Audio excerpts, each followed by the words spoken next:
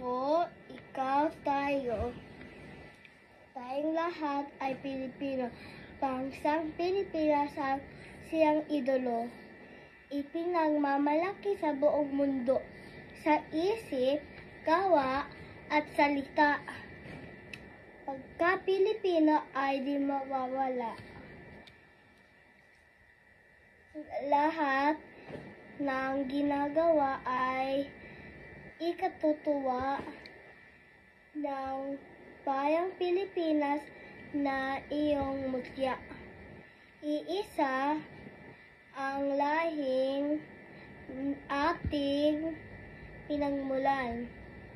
Kaya't nawawapat na magtulungan sa timog, silangan, maging sa kanluran. Lahat lahing Pilipino ay ikangangal.